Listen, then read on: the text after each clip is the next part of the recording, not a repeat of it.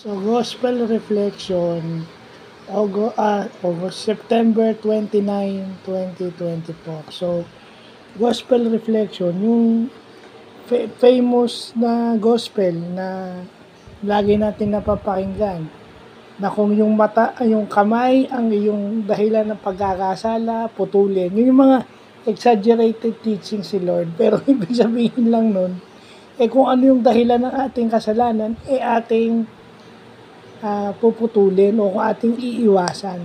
Diba?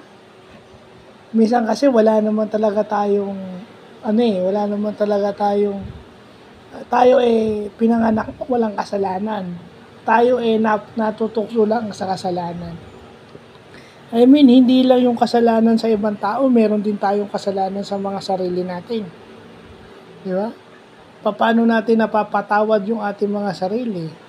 Na hindi naman basta-basta na basta mo na lang sasabihin mo, patatawarin mo yung sarili mo and then sasabihin mo gusto mo na lang maging masaya. Hindi ganun.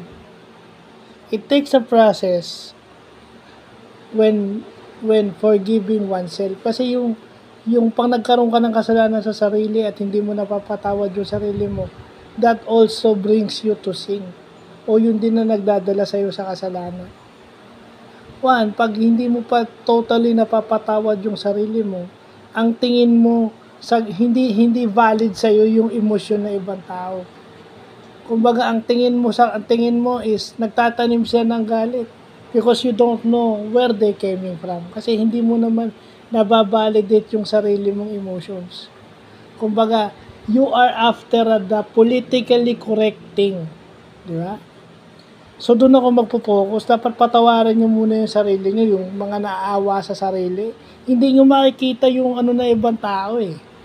Hindi nyo makikita yung point of view na ibang tao dahil kung lagi yung pagdidiinan nyo sa inyo. Yeah, gusto nyong mapabuti ang mahal nyo sa buhay, pero ang turn out to be na lumaan dating sa kanila, nanunumbat kayo. Diba? Diba? Pagkakasala din sa sarili yung wala kang makitang maganda.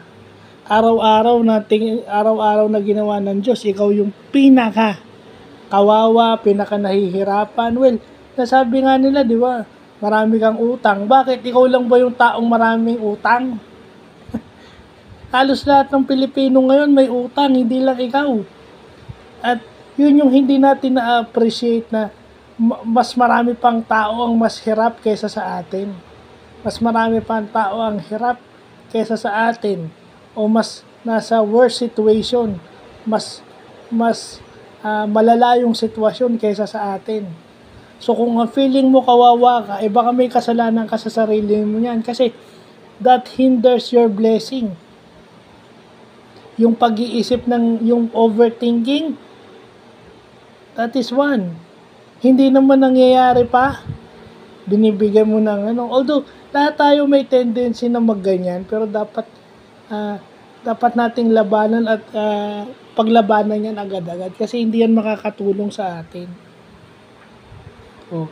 Kagaya nung isa, may alaga kayong aso, sabi nung isang kakilala nyo, ay ganyan din nangyari sa aso ko, hindi rin nagtagal. Bakit ka agad maniniwala dun? Hindi naman veterinary yung kausap mo. Hindi naman porket nangyari sa aso nyo, mangyayari sa aso nyo. Di ba? Anong kalokohan yung nasa isip nyo? You overthink, pinapanish nyo yung sarili nyo. Hindi naman kayo binibigyan ng problema. Ang nagpapatakbo ng buhay nyo is yung statement na ibang tao. At pag medyo hindi pabor sa inyo, yun? Lalabas kapabayaan nyo. Ang hirap kasi sa atin minsan, yung statement na ibang tao, yun ang nagpapagana sa inyo. Statement ng, you let other people control your mind and control your heart.